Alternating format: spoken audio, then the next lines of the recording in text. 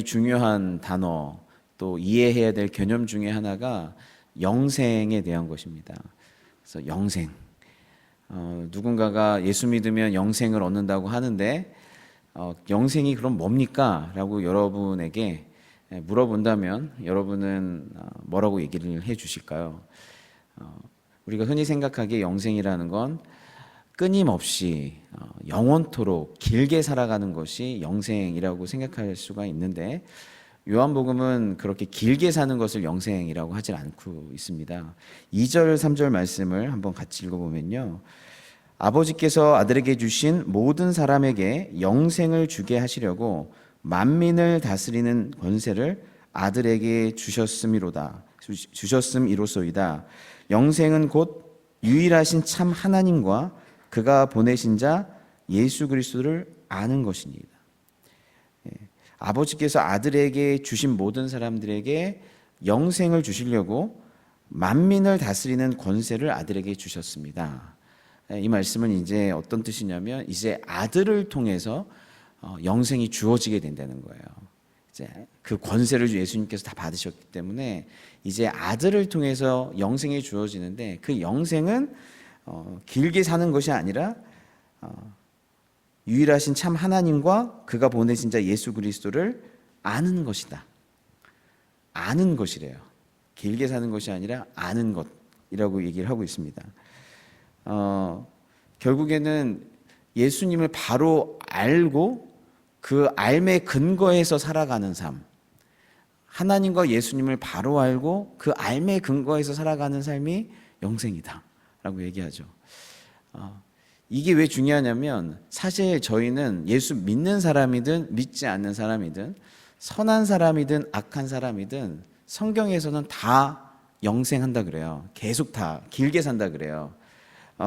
요한복음 5장 29절에 보면 선한 일을 행한 자는 생명의 부활로, 악한 일을 행한 자는 심판의 부활로 나오리래요. 다 영원히 살아요. 영원히 사는 거예요. 악한 일을 행한 자도 선한 일을 행한 자도. 요한복음에서 선한 일, 악한 일의 기준은 우리가 착하게 사는 것을 의미하는 것이 아니라, 요한복음 6장 28절에 하나님께서 보내신 일을 믿는 것이 하나님의 일이라고 그랬거든요. 하나님의 보내신 자를 믿는 일이 하나님의 일이에요. 그렇다고 하면 선한 일은 하나님의 보내신 자를 믿는 일이 선한 일이에요. 그래서 성경은 선하다 악하다라는 얘기를 할 때 하나님과 관계성을 무시하고 선함과 악함을 얘기하지 않아요. 선하신 하나님을 사랑하고 그분을 경외하고 그 하나님의 뜻이 무엇인지를 알아 그분을 사랑하고 그 뜻에 순종하는 마음으로 어떤 일을 할 때 그걸 선하다 그러지, 하나님을 무시하고 배제한 채로 선한 일을 한 것을 이게 선하다라고 얘기를 하지 않아요. 그래서 하나님과의 관계성 속에서 어떤 일을 하는 것을 이게 선함과 악함의 기준이 거기에 또 있어요. 그래서 결국에는 선한 사람이든 악한 사람이든 부활해요.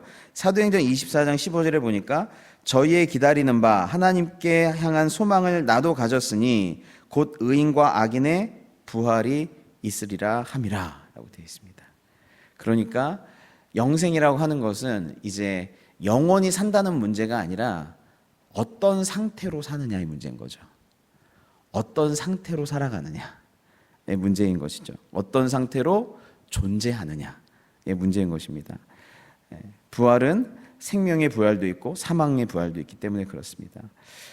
그렇다고 하면 영생이 하나님을 아는 것인데, 하나님과 예수님을 아는 것인데, 우리가 하나님과 예수님을 잘 알아먹을 수가 있을까? 우리의 실력으로 잘 알아먹을 수가 있을까? 근데 이게 좀 불가능해요. 파래졌죠? 그래서 그럼 저희가 말씀 찾아볼까요? 누가복음 4장 18절에서 19절 볼까요? 누가복음 4장 18절 19절. 누가복음 4장 18절 19절. 같이 한번 읽어보겠습니다. 주의 성령이 내게 임하셨으니 이는 가난한 자에게 복음을 전하게 하시려고 내게 기름을 부으시고 나를 보내사 포로된 자에게 자유를, 눈먼 자에게 다시 보게 함을 전파하며 눌린 자를 자유롭게 하고 주의 은혜의 해를 전파하게 하려 하심이라 하였더라. 아멘. 예수님께서 사역 시작하시기 전에 회당에서 내가 이런 일을 하러 왔다라고 얘기를 하는 거예요. 내가 어떤 일을 하러 왔냐면 주님의 성령으로 어떤 일을 하냐면 가난한 자, 포로된 자, 눈먼 자, 눌린 자에게 주의 은혜의 해를 알려주려고 왔대요. 전파하려고 왔대요. 그렇다면 우리의 상태가 어떤 상태인 거예요? 가난한 자, 포로된 자, 눈먼 자, 눌린 자라는 거예요. 이것을 하나님과의 관계성 속에서 이해하셔야 돼요. 우리는 가난해요. 영적으로 부유하지 못해요. 그 얘기는 뭐냐면 하나님을 이해하고 하나님을 깨달을 수 있는 능력이 없어져 버렸어요. 스스로 구원을 이룰 수 있는 능력도 이제는 없어지는 거예요. 능력도 없고 하나님을 알아볼 수 있는 깨달음의 능력도 없어요. 가난한 거예요. 그리고 포로된 자예요. 마귀의 권세에 눌려 있어요. 그리고 눈먼 자입니다. 진리가 뭔지 제대로 알 수가 없어요. 눈 멀어 있어요. 그리고 눌려 있어요. 그렇기 때문에 우리 스스로가 진리를 깨달을 수 있는, 주님을 알 수 있는 능력이 없기 때문에 예수님이 오셔서 은혜의 해를 전파하시고 예수님이 오셔서 부욕해 하시고 싸매 주시고 눈을 열어 주시고 하셔서 하나님이 누구신지 예수님이 누구신지를 알려주신 줄 믿습니다. 그래서 알려주셔야 돼요. 알려주셔야 돼요. 우리가 알아가는 게 아니라 주님이 오셔서 알려주셔야 돼요. 그래서 오늘 말씀해 보면 영생은 하나님을 아는 것이다라고 해놓고 6절에서 8절까지 내가 여태껏 너희들에게 하나님을 알리는 사역을 했다라고 얘기를 하시는 거예요. 영생을 주려고 하나님을 알려주려고 하는 사역을 했다. 그래서 6절에서 8절까지가 주님께서 우리로 하여금 영생을 주시기 위해서 했던 영생의 사역들이에요. 6절 말씀 보면 세상 중에 내게 주신 사람들에게 내가 아버지의 이름을 나타냈습니다 그러죠. 아버지의 이름을 알리셨다는 거예요. 그들은 아버지의 것이었는데 내게 주셨으며 그들은 아버지의 말씀을 지키었나이다. 내게 주신 사람들에게 내가 아버지의 이름을 나타냈고 결국 그로 말미암아서 사람들이 그의 제자들이 그 예수 하나님의 말씀을 지키는 그런 일들이 일어나기 시작했죠. 그래서 예수님의 사역은 하나님의 이름을 알리는 사역, 하나님이 누구신지를 보여주는 사역인 것이죠. 그래서 그 주님을 알려주시고 그 하나님과 바른 인격적인 관계를 맺게 하시는 그런 일들을 주님께서 하신 거죠. 근데 첫 번째로 예수님께서 알려주신 건 영생은 유일하신 참 하나님과 그가 보내신 자 예수님을 아는 것인데, 즉 우리 하나님이 유일하신 참 하나님이다. 유일하신 참 하나님. 그래서 결국에는 예수님 하나님 외에 다른 신이 참일 수가 없다는 거예요. 하나님 외에 다른 신이 참 하나님이 아니다. 유일하신 참 하나님이 오직 하나님 한 분뿐이시다. 예수님을 통해서 보여준 하나님만이 유일하신 참 하나님이다. 이게 중요해요. 세상에는 여러 하나님이 있고 여러 신들이 있어요. 그런데 예수님을 통해서 보여주신 하나님만 유일하신 참 하나님이신 거예요. 그래서 예수님이 나타내신 하나님. 그래서 우리는 하나님을 믿는데 어떤 하나님을 믿느냐면 예수 그리스도를 통해서 드러난 하나님을 믿는 거예요. 예수 그리스도를 통해서 계시된 하나님, 예수님이 보여주신 하나님을 믿는 거예요. 그래서 유일하신 참 하나님을 믿어요. 그리고 예수님께서 이 땅에 오셔서 우리 주 예수 그리스도의 아버지 하나님을 나타내셨어요. 구약이 되게 많거든요. 엘샤다이도 있고 엘로힘도 있고 여호와 라파도 있고 여호와 니시도 있고 되게 많은 하나님의 이름이 있었는데 신약에서는 아주 단순할 정도로 하나의 하나님을 보여줘요. 우리 주 예수 그리스도의 아버지 하나님이에요. 아버지 되신 하나님이에요. 그 무섭고 그 어미하고 그 광대하시고 어떻게 심판하실지 모르는 하나님이 아니라 아버지로 부를 수 있는 하나님, 아빠 아버지로 부를 수 있는 하나님. 하나님이 아버지고 내가 아들로서 나아갈 수 있는 하나님. 그러니까 하나님을 아버지로 부른다는 것은 그 대단한 것인데 내가 사랑받는 자로서 주님 앞에 나간다는 뜻이거든요. 내가 아들 된 정체성으로 주님 앞에 나간다는 것이거든요. 기도할 때 굉장히 중요한 건 기도의 대상을 아는 거예요. 하나님이 누구신가? 근데 예수님이 하나님을 이제 아버지로 불러라 그래요. 아버지로 불러라. 그 뜻은 뭐냐면 이제 너희가 자녀된 신분으로 나아갈 수 있게 됐다는 거예요. 자녀된 신분으로. 그래서 이 특별히 요한복음에서 나타난 하나님 아버지는 어떤 분이시냐면 하나님이 세상을 이처럼 사랑하사의 하나님이에요. 독생자를 주시는 하나님이에요. 하나님의 이름이 사랑인 거예요. 내가 하나님을 사랑으로 아는가? 예수님께서 아버지로 하나님을 나타내셨고 사랑의 하나님으로 우리에게 나타나셨는데 그 하나님을 내가 사랑으로 아는가? 이 성경에서 안다는 건 지적인 알만을 의미하는 게 아니라 인격적인 암, 경험적인 암, 관계적인 암을 안다라 그러는 거거든요. 성경에 보니까 하나님 이런 분이시네라고 이렇게 어떤 학자적 접근을 하는 게 아니라요. 책을 읽는 제3자의 접근이 아니라요. 하나님이 아버지신데 그 하나님이 우리를 자녀로 부르시는 거예요. 아들로서 딸로서 관계를 맺자. 내가 너에게 사랑 베풀기를 원한다. 이는 내 사랑하는 아들이요 기뻐하는 자라. 이게 예수님이 세례를 받으시고 하늘문이 열리시면서 이는 내 사랑하는 아들이요 기뻐하는 자라는 말씀하시잖아요. 세례 받기 전이면 잘 모르겠는데 이 세례라는 걸 통해서 주님이 우리의 대표성을 가지시고 나서 어떤 제2의 아담으로서의 대표성을 가지고 나서 시험을 다 이기시는데 그때 예수님이 이는 내 사랑하는 아들이요 기뻐하는 자라는 말을 들을 때 우리도 그 예수님 안에 있는 줄 믿습니다. 같이 듣는 거예요. 그렇기 때문에 이는 내 사랑하는 아들이요라고 하는 그 말을 딱 듣잖아요. 그럼 우리 안에 그분의 기쁨이 되고 싶어요. 희한하게 사랑은요, 받으면 받을수록 이 사랑을 받았으니 나중에 꼭 내가 배신하리라. 이 사랑을 받았으니 나중에 내가 꼭 가슴, 심장을 후벼 파리라. 날 더 이상 사랑 못하게. 어디서 감히 날 사랑해? 이런 사람은 없어요. 희한하게요. 사랑을 받잖아요. 그의 기쁨이 되고 싶어요. 그의 기쁨. 예수님은 사랑받고 그분의 기쁨까지 됐죠. 근데 우리는 사랑받고 아직 그분의 기쁨까지 되려면 아직 멀었어. 예. 근데 하지만 뭐냐면 점점 내 말과 행실과 관계와 삶의 태도와 하는 모든 게 주님의 기쁨이 됐으면 좋겠다. 주님의 기쁨이 됐으면 좋겠다. 이런 마음이 생겨요. 왜냐하면 사랑받고 있기 때문에 그래요. 여러분이 아무리 힘들고 아무리 어려운 일들이 있더라도 절대로 놓지 말아야 될 한 가지가 있어요. 그건 뭐냐면 내가 사랑받는 자로서의 정체성이에요. 그러면 담대할 수 있어요. 다른 게 다 끊어져도 세상 무너지고 우리 안에 있는 게 다 끊어져도 너희를 향한 하나님의 사랑에서 그 어떤 것도 뭐래요? 끊을 수 없다고 그러잖아요. 무슨 뜻이냐면 네가 어떤 상황이 있어도 너 그거 하나는 꼭 잊지 마. 네가 사랑받는 자라는 거. 사랑받는 자라는 거. 우리 예수님이 하신 일이 뭐예요? 영생은 내가 사랑받는 자라는 사실을 알고 믿는 상태에서 살아가는 삶이에요. 여러분이 아무리 부유해도 난 언제 망할지 몰라. 신이 날 버렸어.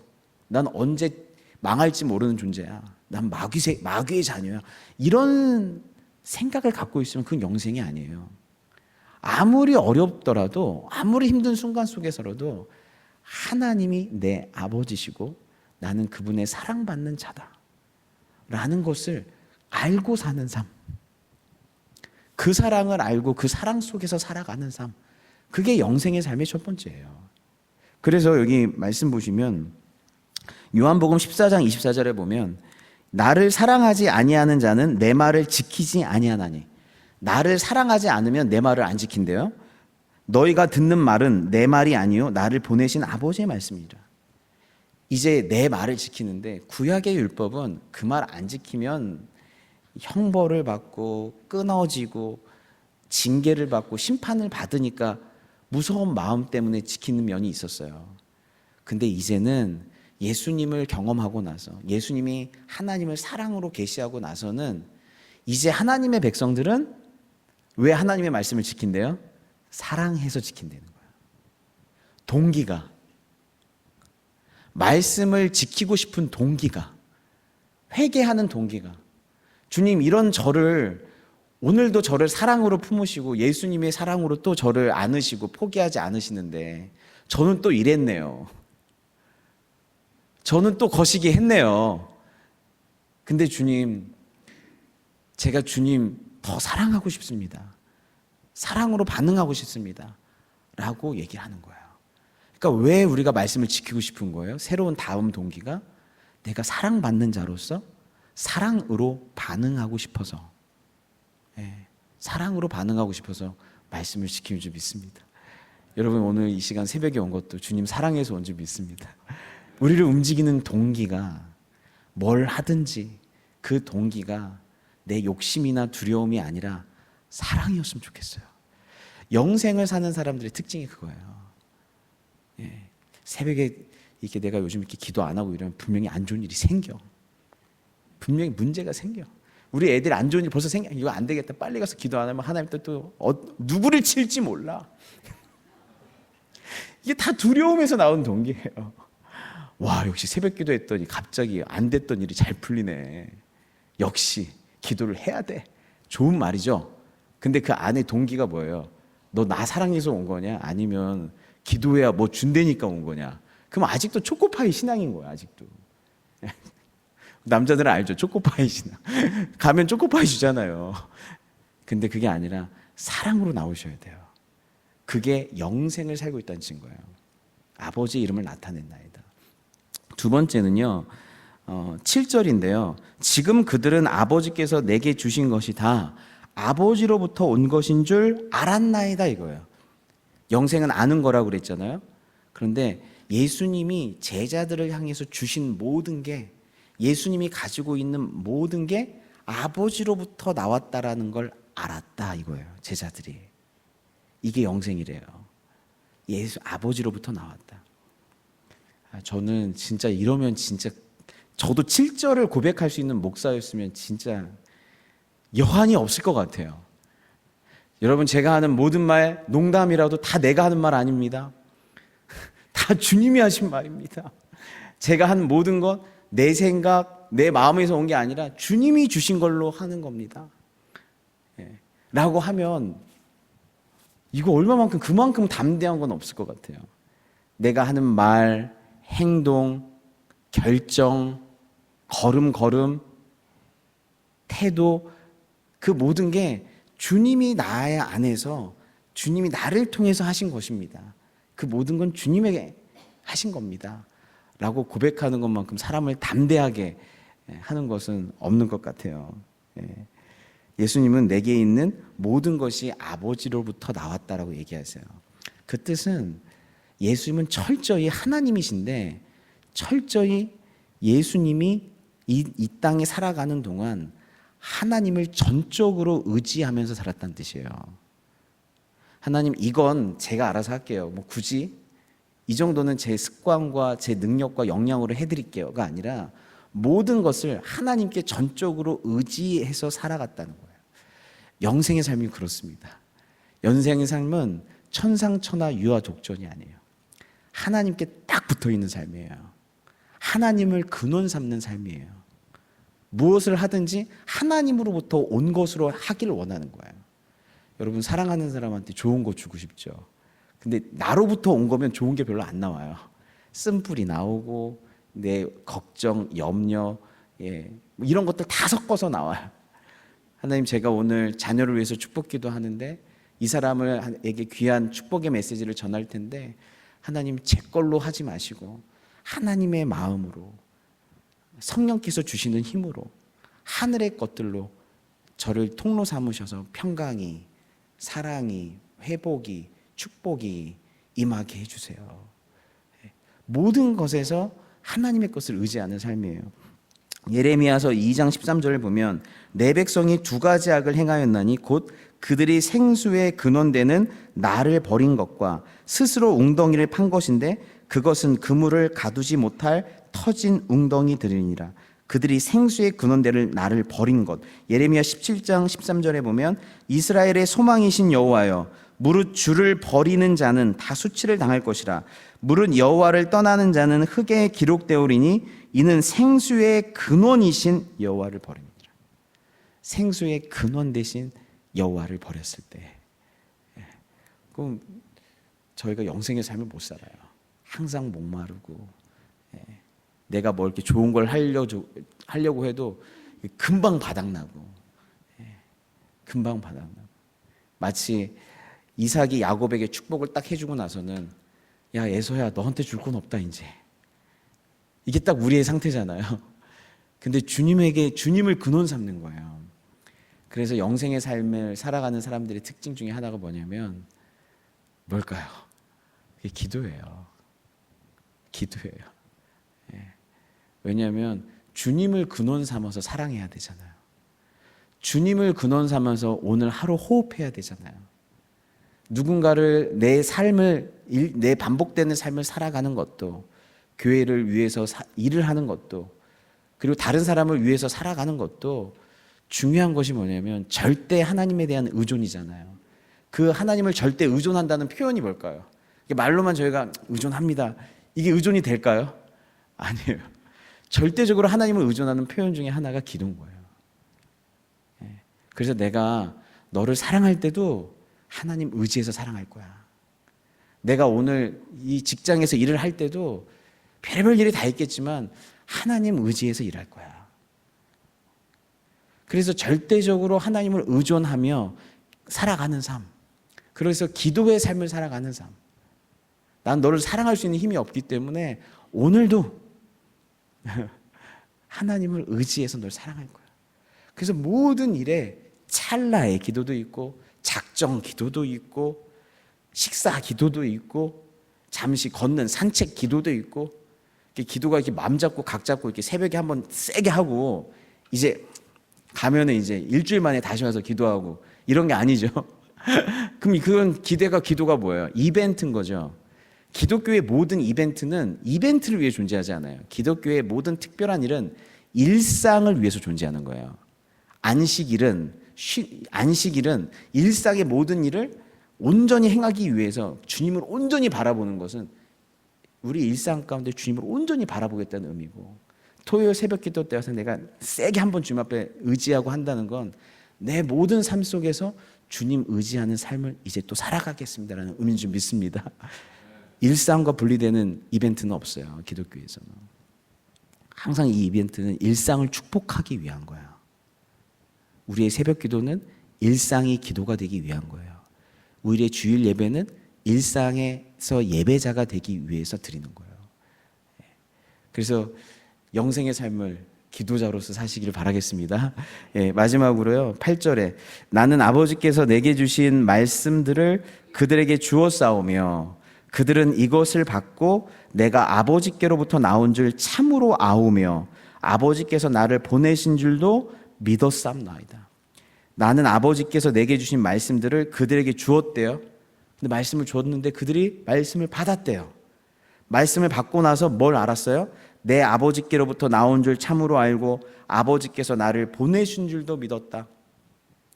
말씀을 받았더니 뭘 깨달았냐면 하나님과 예수님과의 관계를 알게 됐어요. 하나님과 예수님이 어떤 관계인지, 내가 아버지로부터 나왔고 아버지께서 나를 보내셨어요. 아버지께서 자녀를 보냈는데 자녀가 예수님처럼 말 잘 들으면 얼마나 좋아요? 가라, 싫어요, 이럴 수 있죠. 내가 딱 봤더니 일기장을 봤더니 내가 일기장을 딱 봤더니 아유, 너 막내 아들하고 아버지하고 아버지가 이렇게 하라 했더니 막내 아들이 싫어요, 안 할래요.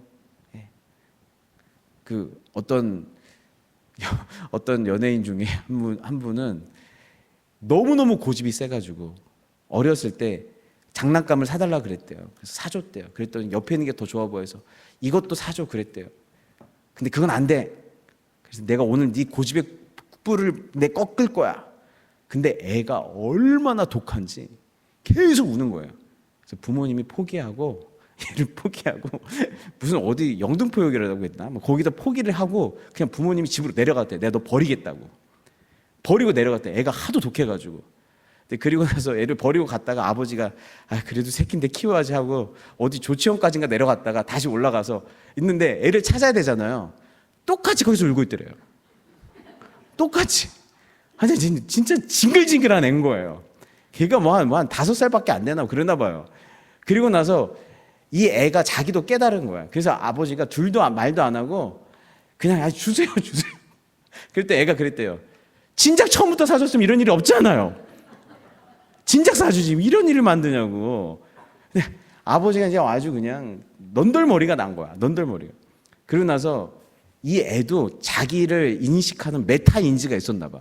자기도 자기가 독한지를 안 거야. 7살짜리 애가. 예, 그래서 7살짜리 애가 아빠한테 7살 때 찾아갔대요. 부모한테. 같이 살면서도 정식 공식 발표를 한 거예요. 제가 보니까 나는 안 될 인간입니다. 저는 도저히 이게 불가능한 인간입니다. 당신들이 나를 컨트롤할 수 있는 존재가 아니다. 그러니까 부모님, 제가 나중에 크면 다 먹여 살릴 테니 내가 지금부터 하자고 하는 건 무조건 그냥 다 오케이 해라. 야, 진짜 그런 전문용어로 싸가지 없는 놈이 어디 있어요? 예. 그런데 그 위대하신 분이 우리 장동민 형제님이에요. 형제님. 예. 그래서 오케이 해라 그랬대. 그래서 진짜 나중에 먹여 살리고 지금 그러고 있어요. 그래서 그러니까 참 부모님과 자녀의 관계를 보면 참 갑자기 제가 그 생각이 나는데 우리 예수님과 하나님과의 관계는 정반대예요. 어떤 거냐면요. 하나님이 이건 하나님의 뜻이라고 하면요. 죽어도 하시는 거예요. 하나님이 원하시는 바라고 하면 우리 죄성처럼 내가 하나님과 싸워서 한번 이겨보자. 이게 막 야곱처럼 막 이런 게 아니라요. 하나님의 뜻이라고 하면 내가 죽어도 그거는 내가 이루어야 되는 거예요. 아버지 뜻이라고 하면. 아버지와 아들과의 관계가 이게 너무너무 이건 뭐랄까요? 아름다운 거예요. 서로 사랑, 서로 영광, 서로 섬김, 서로 뭐랄까요? 서로 안에서 가장 아름다운 관계인 거예요. 그게 뭐냐면 영생은 하나님을 아는 건데 예수님과 하나님과의 관계를 아는 거예요. 예수님과 하나님과의 관계를 아는 건데 이 영생의 관계를 알면 우리도 어떻게 되냐면 예수님이 하나님과 관계를 맺은 것처럼 우리도 하나님 아버지 앞에서 예수님과 같은 자녀가 되고 싶은 거예요. 그리고 우리 서로와의 관계도 서로 사랑, 서로 섬김, 서로 유익, 서로 복종, 서로 겸손의 관계를 갖기를 원하는 거예요. 하나님과 예수님과의 관계가 천상에서 끝나는 게 아니라 영생을 사는 삶은 하나님과 예수님과의 관계가 내 삶 가운데 내려오는 거예요. 그래서 아버지와 예수님과의 관계가 나와 하나님과의 관계, 나와 예수님과의 관계, 우리 서로와의 관계 가운데서 그대로 임하는 것이에요. 그래서 그것이 영생인 줄을 믿습니다. 이 영생의 삶을 사는 저와 여러분 됐으면 좋겠습니다. 같이 기도하겠습니다.